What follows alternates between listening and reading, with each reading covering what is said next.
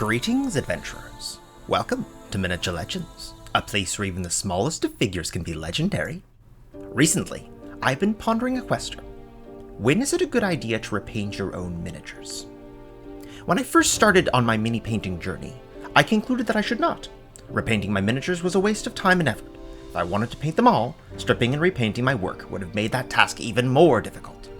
As I progressed somewhat, I also realized the value in seeing your own artistic ability growing along the way, certain miniatures becoming benchmarks for specific techniques or artistic breakthroughs. Even looking back onto my first miniature here, I can see the obvious ways I've improved. However, some miniatures that I painted along the way I don't find nearly as useful as a benchmark. This Reaper miniatures dragon, for example. I recall that I rushed to paint it for an RPG session and didn't find the finished paint job particularly compelling. So I figured, why not repaint this miniature? I can reevaluate my convictions and ideas, give you my perspective, and answer the question, when should you repaint your minis? I began by stripping the paint with isopropyl alcohol and an old toothbrush. When I painted this in 2018, I was not as experienced and I had clearly neglected removing several obvious mold lines. So, once I had broken the miniature down, I got to work on their removal.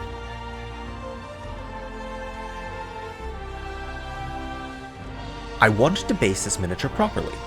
In D&D grid terms, this is a gargantuan dragon, so I printed a 4-inch diameter base and affixed the dragon upon it with some superglue.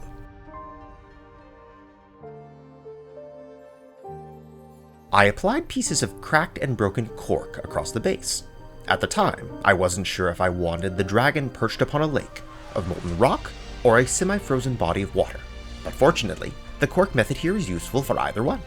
I ultimately settled upon a frozen lake, and began sealing the cork in place with some Mod Podge.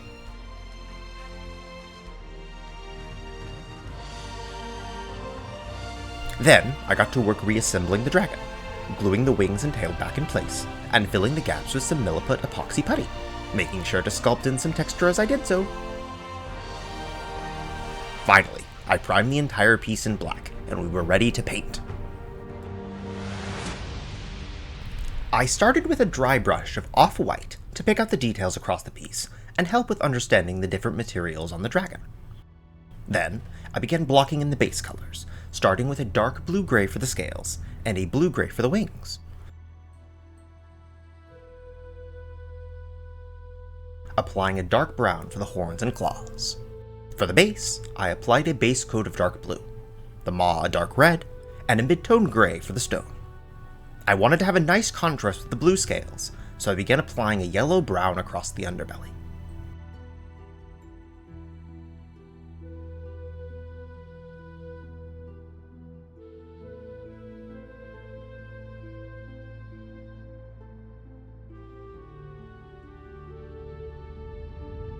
Next, I moved on to building some shades and gradients across the piece, dry brushing the ice and stone with a cold gray-white and applying touch-ups as needed.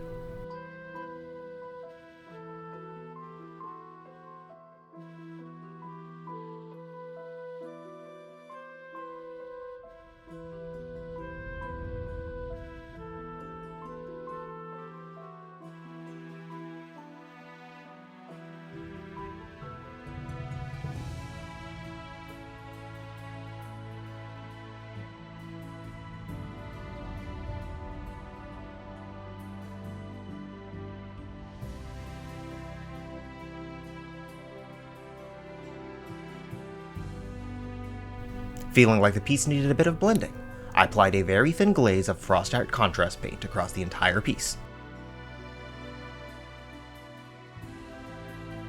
followed by another round of dry brushing and touch-ups.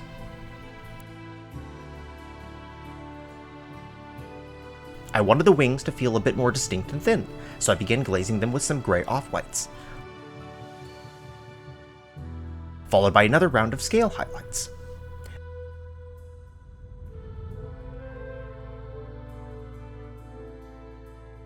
Then I used that to inform the highlights upon the spines.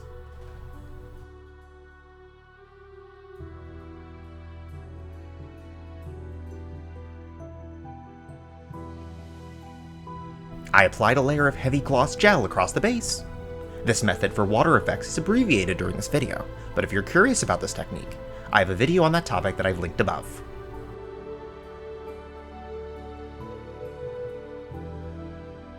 Next, I painted the eyes. I always find they come together once you've got that specular highlight. Then, I glazed some warm grey across the stony sections, trying to give the rock some color variations.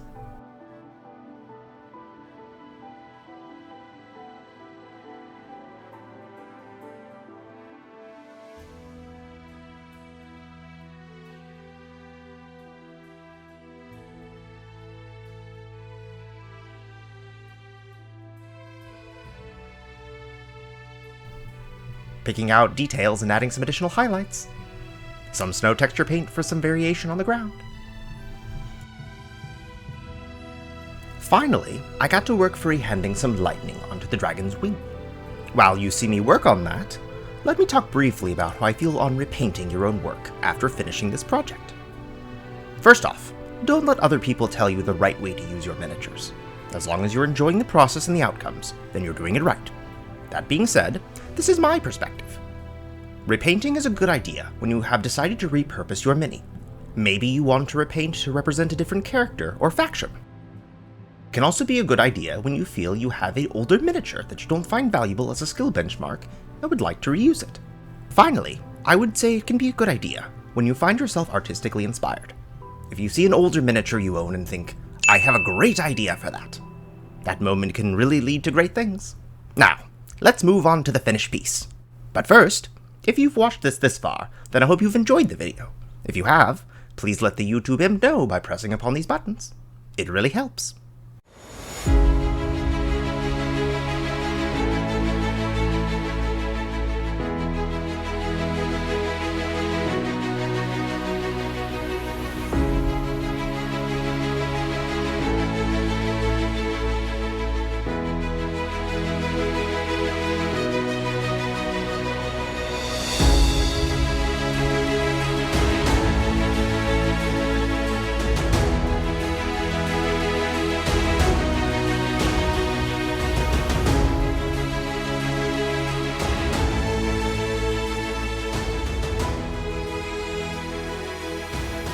Thank you so much for watching. How do you feel about repainting your miniatures? Have you painted over your previous work? Please let me know with a comment down below. For now, if you want to see more of my work with miniatures, why not click on the video on the top left? I hope to see you again soon. Farewell, adventurers.